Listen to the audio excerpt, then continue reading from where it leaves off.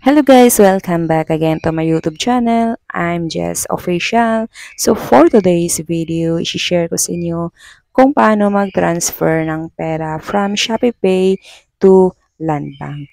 So paano nga ba mag-transfer guys para yung pera nyo ma-withdraw nyo through Landbank? So just keep on watching.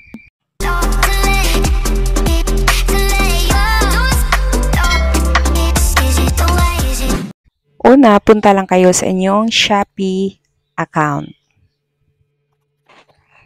Then, i-click ang Me. At dito, makikita nyo ang ShopeePay. As you can see guys, may balance ako na 414. Then, i-click mo lang yon at dito ka mapupunta sa ShopeePay at i-click ang Send Money. Then, dito guys, send mobile number or Shopee user, send to bank account. Diba meron?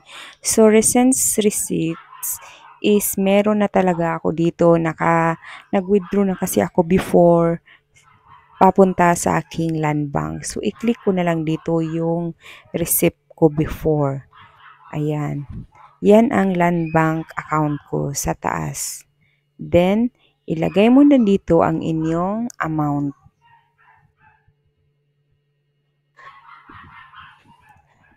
So, may service fee siya na 15.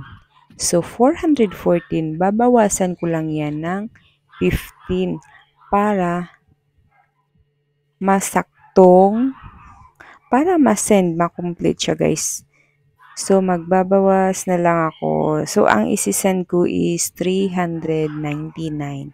Dahil hindi siya exact na 440 ang aking ma-send, dahil nga may service fee charge siya na 15 pesos.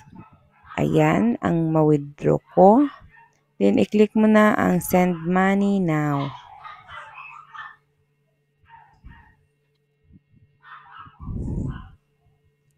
Ayan siya guys. Okay na yan. Na-send ko na. Then, i-click mo ulit ang OK. Ayan siya. 399.91 ang send ko. Then, kung nakikita nyo, ang aking ShopeePay is 0 balance na siya. Ayan. Then, ipapakita ko sa inyo kung pumasok na ba sa aking Landbank. Open ko lang ang aking bank. Ayan. Kung nakikita nyo guys, may balance ako na 944.73. Dahil yung iba nito is yung maintaining balance ko. Then kung nakikita nyo, ayan si 399.91.